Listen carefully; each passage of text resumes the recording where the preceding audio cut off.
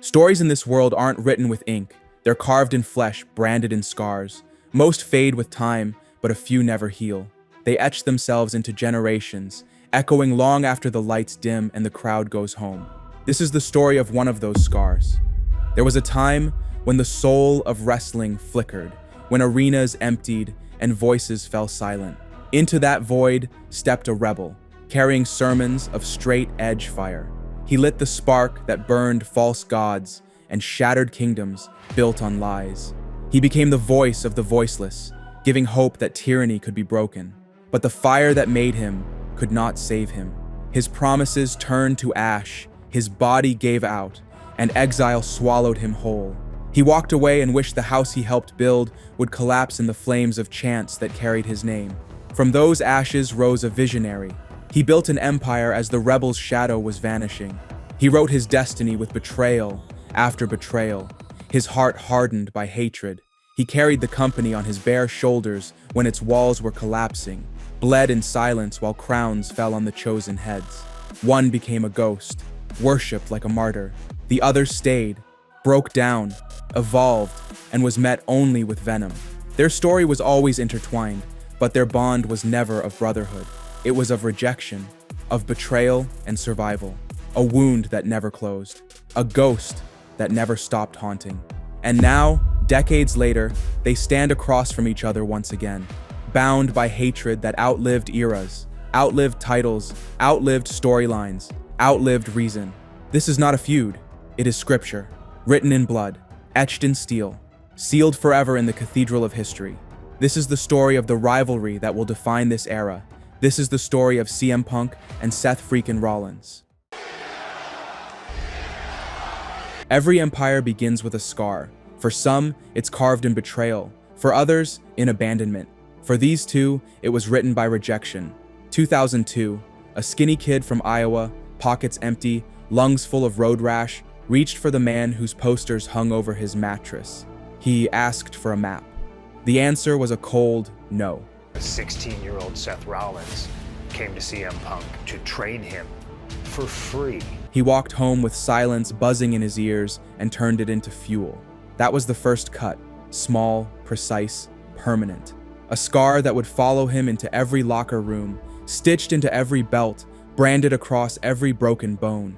It never bled, but one day, the world would see it. The roads forked across the same continent of cracked canvases. One man grew up in a broken home, betrayal shaping his rebellion. He clawed through flickering bingo halls, then roared through Ring of Honor like a sermon set to violence.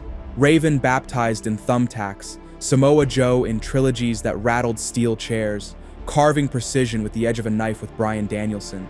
He called himself the voice of the voiceless, launching the original Summer of Punk in Ring of Honors before the bright lights of WWE dragged him higher. Across the same map, Tyler Black didn't find pulpits. He found ceilings, low ones. He learned to leap anyway. Title runs in rooms that smelled like dust and coffee, promos cut under exit signs, pay envelopes light enough to float. Every town wrote the same message on his ribs. If they won't let you in, build the door yourself. The scar hardened into a compass. The kid who'd been told no too many times learned to engineer his own yes. High-risk offense, footwork like broken lightning, a brain wired to blueprint chaos before it happened. Meanwhile, the other sharpened his tongue until it could split a company in half, perfecting his craft in the ring until an industry built for giants was forced to notice the strange saint from the second city. Two planets in the same sky, gravity pulling them closer. Then the switch flipped. 2012, CM Punk stood on top of WWE as the champion, surrounded by wolves. He handpicked his own enforcers, and 3 black shadows rose through the crowd like a verdict. Riot gear, combat boots, faces set to war, the hounds of justice. In the center stood the kid he once turned away. The ghost who slammed the door had opened a gate. The irony wasn't an accident. It felt like scripture. From the first sprint down those stairs, the air changed. The shield ran through the roster. Cena folded, Bryan buckled, Orton fell. Even Undertaker couldn't put a crack in the wall. The Shield didn't wrestle matches, they executed blueprints. Ambrose carried madness like a cracked halo. Reigns swung like a hammer made of bone. Rollins stitched it together, angles, timing, traps. The skinny kid from Iowa had become the architect of the storm. Upstage, Punk stepped back and let thunder talk. For a while, Punk and Rollins found a strange rhythm, not brothers, but a mentor and a mentee, bound not by friendship, but by circumstance. Punk didn't clutch the leash. He didn't need to. The connection was already soldered into the frame. Punk was the spark, the shield, the fire. And Rollins, the architect, learned to catalog exits no one else could see.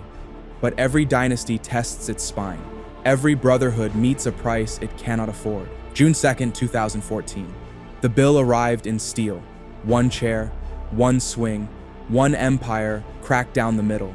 Seth Rollins had lived the war, fought beside his brothers, but he wasn't built to share the spotlight. The architect had always been building for himself. He just chose the moment the world was listening. On another axis of the same calendar, exhaustion cashed its receipts. Punk's rebellion buckled under start and stop pushes and suffocating politics with Vince and Triple H. His ribs, his knees, even an infection no one caught in time. His body quit. But when he left, the world didn't see a man broken. They saw a martyr. He cursed the blueprints, wished the house would burn without him, and dared anyone left to save it.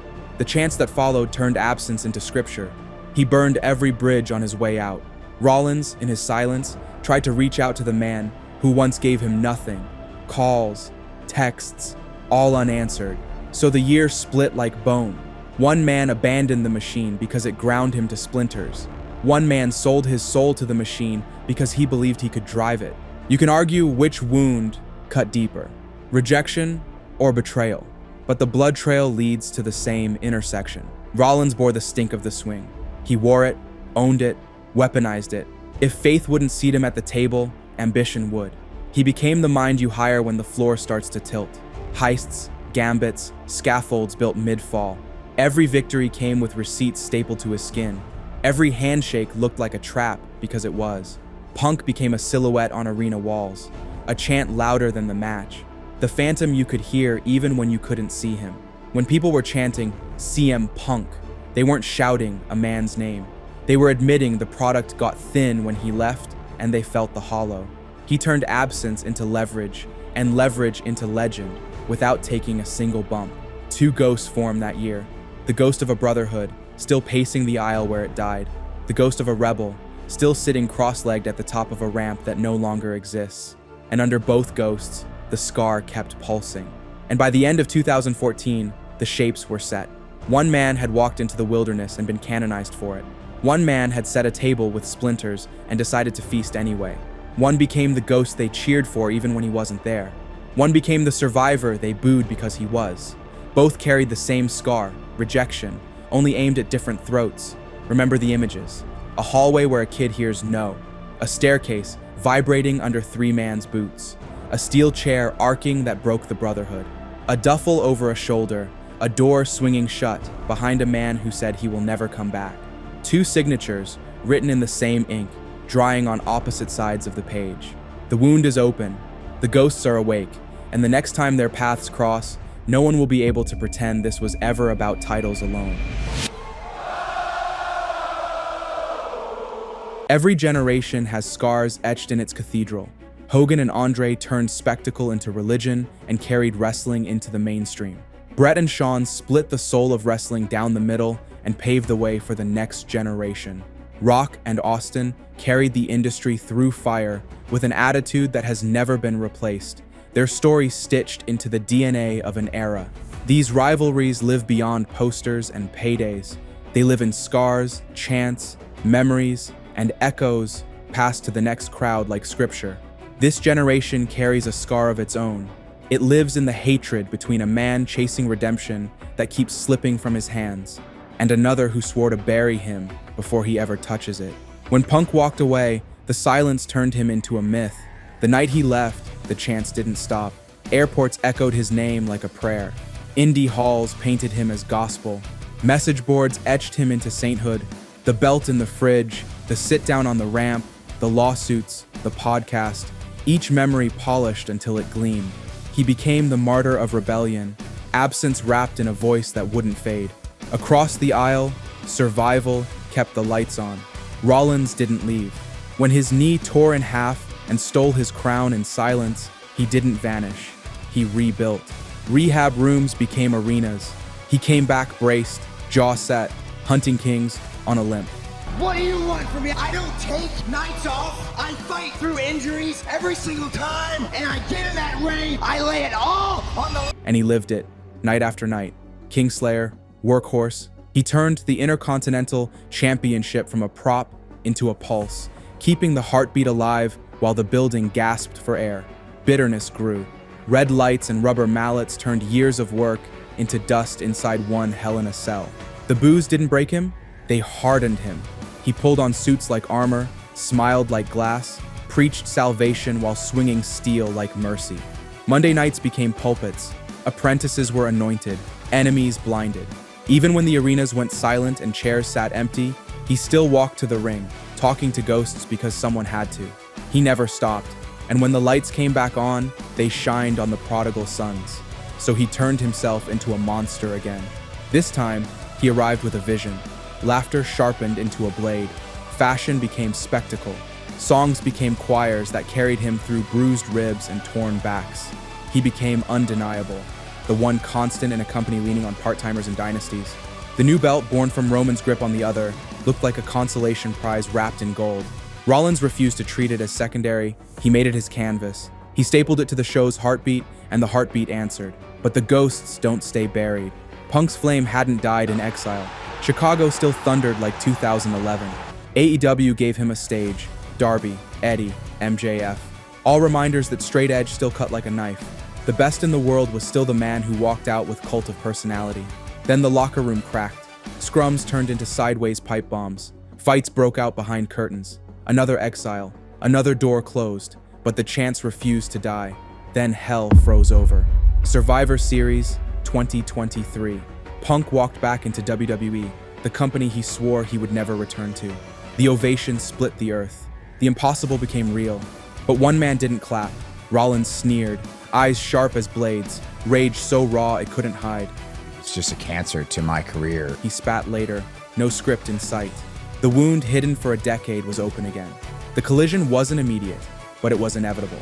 On the debut of Raw on Netflix, Punk beat him clean. At the Royal Rumble, Punk eliminated Rollins and Roman in one swing before being tossed himself. At Elimination Chamber, Punk pinned him again. But Rollins' bitterness cost Punk what looked like his last chance to headline WrestleMania. Weeks later, inside a steel cage, they tried to bleed each other out until Roman ripped the doors open, leaving both sprawled, unfinished. Every time they met, it was venom made flesh, a ghost demanding the mountain, a survivor swearing to bury him before he touched it. The fans wanted them in the same ring, breathing the same air, dragging 2 decades of hate into one match. The road led to WrestleMania, 3 myths set to collide, a scar of brotherhood, a scar of betrayal, a scar of redemption, and in the shadow, a snake waited, ready to shed his skin once again. Do I have everybody's attention now? WrestleMania 41 carried weight like scripture. The Bloodline story had reached its reckoning. Roman Reigns, conqueror of kingdoms, still carried scars left by the man he once called brother. CM Punk, the ghost who had haunted a decade of chants, finally made flesh on the stage he swore belonged to him. Seth Rollins, the monster who turned scars into blueprints, limped into the storm with lungs on fire and a song that refused to die. 3 myths walked into the cathedral together. The contract was already written in blood. Paul Heyman's fingerprints smudged the page. Punk stood with him again, the mentor who once dragged him out of obscurity. Roman demanded acknowledgement, but Rollins wanted only to see the world burn down. 2 decades of betrayal, exile, and survival poured into the ring. The air felt like steel bending before the snap. The match was chaos carved into rhythm. Roman's power thundered through the canvas. Punk's defiance cut like a blade. Rollins turned destruction into strategy, each strike reopening old scars. All 3 bodies sprawled, broken, and the air froze. Then Paul Heyman slithered into view. The man whose fingerprints had shaped dynasties picked up the chair, slid it toward Punk, and the crowd leaned in as if the story had finally come full circle. But steel isn't trust, and Heyman isn't loyalty. The low blow dropped Punk to his knees. Heyman handed the chair to Roman next, as though the empire was about to be restored. But betrayal split again. Roman doubled over. And then the revelation struck. The man who once saved Punk from the fire now fed him to it. The man who built Roman's dynasty now crowned his bitterest enemy. Heyman called it fate. Rollins called it vision. The crowd called it robbery. But the scar only deepened. The story spread beyond the bright lights of Vegas. SummerSlam 2025 became another altar. Gunther stood as champion, holding the crown he carved through blood and iron. Punk clawed toward the mountain. Rollins limped in with crutches, a reminder of the vow he once spoke. There is breath in my lungs. CM Punk will not be a world champion. He turned away, as if broken. Then the crutches fell. Heyman handed him the briefcase. Steel smashed Punk's skull. A stomp followed. Destiny fractured. The ruse was revealed. The vision was fulfilled. The road that is shaped by hatred wound to the city of love. The Clash of Paris 2025 carried the atmosphere of execution. Rollins walked in alone. Heyman taken out. Bronze barred. Venom still coursing. Punk entered to the chants of France rattling stone walls. LA Knight shouted his creed. Jey Uso carried echoes of family war. The storm consumed them all until only two remained.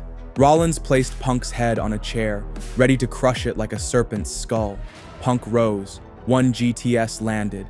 A second prepared, the crowd on its feet. Then a hooded figure struck low. The mask fell. Becky Lynch stood revealed, fire in her eyes, love for his hot husband sharpened into betrayal. Rollins stood over Punk again, victorious, another wound carved into their eternal war. Rollins didn't just win. He sealed doors. He barred the summit. He forged coffins for every echo of Punk's rebellion and nailed them shut with his own hands. The chants still rise. The ghost still lingers. But Rollins never sought silence. His vow has always been simpler, to bury Punk himself. The scar began in 2002, a denial that became fire, fire that became betrayal, betrayal that shaped the vision. Decades later, the wound still bleeds. Punk still claws toward gold. Rollins still swears he will never touch it. The war is eternal. It doesn't end with Paris. It doesn't end with WrestleMania. It doesn't end with a briefcase or a stomp or a GTS. It endures in the scars of both men. It survives in the echoes long after the lights go dark. Each time their shadows cross, the story grows heavier, the myth taller. This is not another feud. It is the rivalry of this age. The cathedral waits, and the blood yet to stain its altar will carry both their names. We just don't know it yet. Thank you for watching until the end. If you enjoyed this video, I'd truly appreciate it if you leave a like and subscribe to the channel for more stories like this.